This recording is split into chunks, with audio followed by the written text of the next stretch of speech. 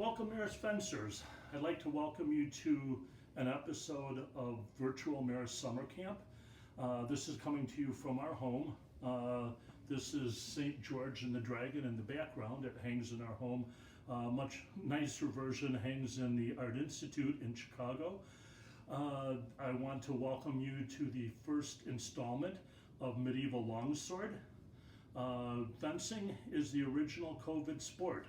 We always wear a mask. I am Mr. Ames.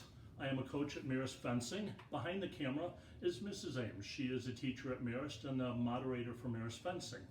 We're going to do a little introduction into medieval longsword. We'll talk a little bit about our traditions, where it comes from, some basic do's and don'ts. First off, I'd like to say everybody is very aware usually of Eastern martial arts, Taekwondo, Kung Fu, etc. There's a long and honored tradition of Western martial arts, also known as historical European martial arts. You could Google either one and probably come up with a whole host of interesting things. Swords were in use all over Europe from about 500, probably all the way till 1800. This is going to be medieval longsword, probably in vogue from about the 1200s to about early 1500s. We teach, or we are trained in the Italian school. There were schools all over Europe, Scandinavia, Germany, France, Italy, Spain. The text that we use to teach from was a text written by a man by the name of Fiore de Libre. It was written in 1409. There are still 3 or maybe 4 texts that are still available. They're in various museums and collections all over the world. Actually, they were done by hand, so each one of them is a little different. And we have a lot of scholars all over the world who are working to recreate this art from that manuscript. We work with a group in Chicago called the Chicago Swordplay Guild. A little bit more about their tradition, the Italian tradition. The manuscript is called The Flower of Battle. Again, you can Google that. It was one version, the Getty version was written in 1409. It takes you through hand-to-hand combat, all the way through dagger, sword in one hand, sword in two hands, poleaxe, all the way through mounted combat. We will actually be focusing just on the medieval longsword. I guess this is the heart of the whole course, the sword. So I'm going to do a little bit of introduction to the sword. This is actually a trading sword. It is steel. It is blunt. It's blunt and not sharp, but it has the feel and heft and the movement of a real sword. The parts of the sword are, everything from here up is called the hilt of the sword. The hilt is comprised of the pommel, the grip, and the crossguard. It has a cruciform shape to it. This is the blade. The blade we usually separate into 2 portions, the strong and the weak part. We usually cut with the weak part. It's the one that moves the fastest. Most of our parrying is done with the strong part of the sword, where you have the most leverage. Some dimension of the sword, some people think it's lighter than they thought. Some people think it's heavier than they thought. It weighs anywhere from about 2.5 pounds to 4 pounds. It can be from 39 inches to 51 inches. There are some great swords that are taller than that. That's not what we're talking about. This is the regular 2-handed long sword. The blade can be anywhere from 34 inches to 48 inches. So that being said, basic introduction. This is actually a very, very nice weapon, but they move like a sword, they feel like a sword, but they're expensive and it takes a lot of training to use because like real sword, even though it's blunt in a training sword, it can be very dangerous. You can do a lot of damage with this. So we, in the past, in historical times, that was a very big commodity. They didn't have stuff like that to train with, so they use wood. This is a wooden waster. This is actually Mrs. Ames' sword. This is a thistle, which is her flower, and it has a lot of the feel. It's about as heavy as a sword, but it doesn't quite act like a sword. It has a little bit more point heavy, and when they hit together, they sort of rebound a little bit. But these are impact resistant. This is very tough, dense hickory. Not all woods can be used as a wooden trainer.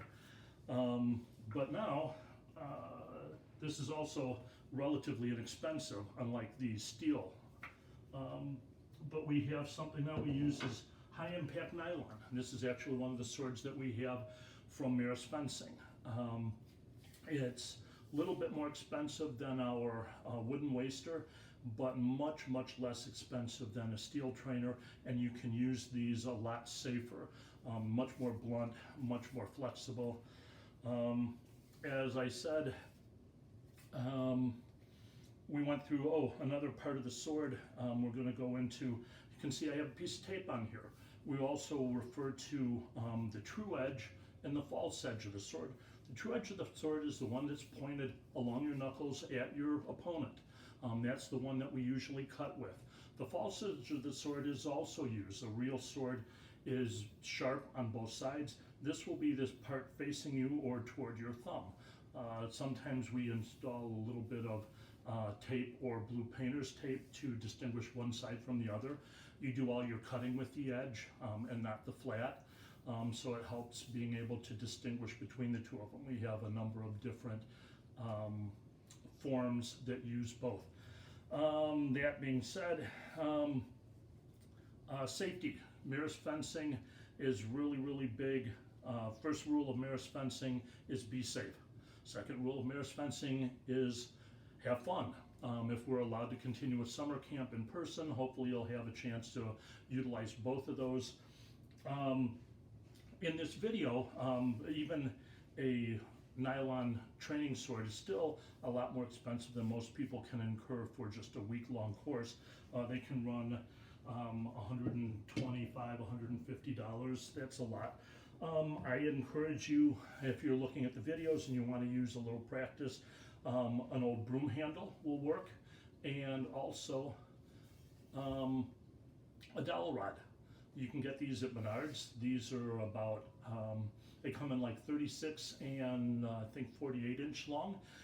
They're very inexpensive. They're about $5 each. Find one that fits. This happens to fit my hand pretty good. It's a little bit thicker. Find one that fits your hand well and use that as a simulator for a lot of the cutting and the practice we're going to do. These are not impact rated types of wood.